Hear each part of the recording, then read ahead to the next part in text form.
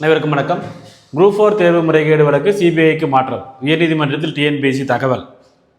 So இப்போ நடந்த group 4 இல்லை, இது வந்து பார்த்தீங்கன்னா 2019 பார்த்துக்கோ. அதாவது 2019 நடைபெற்ற குரூப் 4 தேர்வில் நடந்த முறைகேடு தொடர்பாக வழக்கு சிபிஐக்கு மாற்றப்பட்டுள்ளது என உயர்நீதிமன்றத்தில் டிஎன்பிஎஸ்சி தரப்பில் தெரிவிக்கப்பட்டுள்ளது.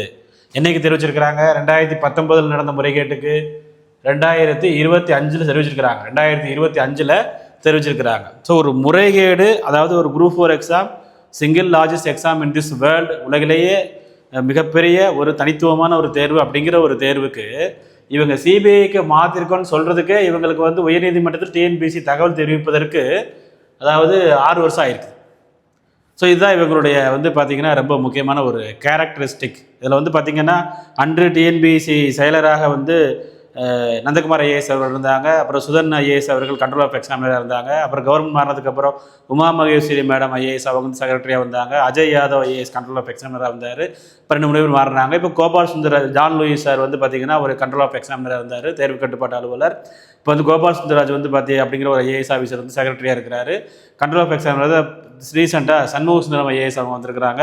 எத்தனை ஐஏஎஸ், எத்தனை அதாவது தேர்வு கட்டுப்பாட்டு அலுவலராக இருக்கட்டும், நம்முடைய செக்ரட்டரியாக இருக்கட்டும், சேர்மன் வந்து பார்த்திங்கன்னா அப்படி பாலச்சந்திரன் ஒருத்தர் இருந்தார். 2 வருஷம் வந்து யார் சேர்மனாக இல்லாமல் இருந்தாங்க. இப்போ திரு பிரபாகர் ஐஏஎஸ் அவர்கள் வந்து பார்த்திங்கன்னா சேர்மன் வந்திருக்கிறாங்க. மெம்பர்கள் நிறைய பேர் மாறி இருக்கிறாங்க.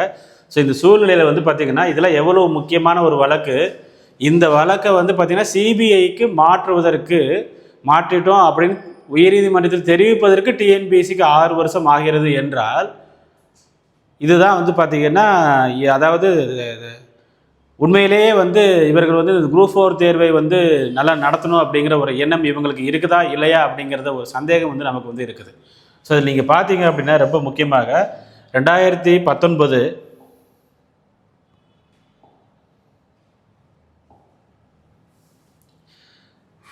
குரூப் 4 தேர்வு முறைகேடு தொடர்பாக மதுரை மேலூர் எட்டிமங்கலத்தை சேர்ந்த வழக்கறிஞர் PS ஸ்டாலின் அவர் தான் வந்து பார்த்தீங்க அப்படின்னா ஒரு 2020 மனு தாக்கல் பண்ணியிருந்தார்.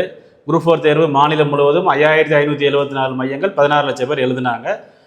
ராமேஸ்வரம் கீழக்கரையில் வந்து பார்த்திங்கன்னா முதல் 100 இடங்களில் வெற்றி பெற்றனர். இது குறித்து முறைகேடு நடந்து தெரிய வந்துள்ளது. அப்போ வந்து டிஎன்பிஎஸ்சி அளித்த புகாரின் பேரில் எப்படி இவங்களே வந்து அதாவது இந்த முறைகேட்டில் வந்து கைதானவர் டிஎன்பிஎஸ்சியில் வேலை பார்க்குற ஒருத்தர், அவங்களே முறைகேடு பண்ணிக்கிறவாங்களா, அவங்களே புகார் அளிப்பாங்களாம். முறைகேடு தொடர்பாக டிஎன்பிஎஸ்சி அளித்த புகாரின் பேரில் அவங்க தான் புகார் அளிக்கணும். ஏன்னா அவங்க தான் இந்த எக்ஸாம் நடத்துகிற நிறுவனம். உண்மையிலே வந்து அன்று செக்ரட்டரியாக இருந்த நம்முடைய அவர் பேர் என்ன, ஒரு நல்ல நேம், நந்தகுமார் ஐஏஎஸ் அவர்களை நாம் இதில் பாராட்டியாக வேண்டும். And Sudhan IAS control of examiner அவர்களையும் வந்து பார்த்திங்கன்னா இந்த விஷயத்தில் நம்ம பாராட்டணும். ஏன்னா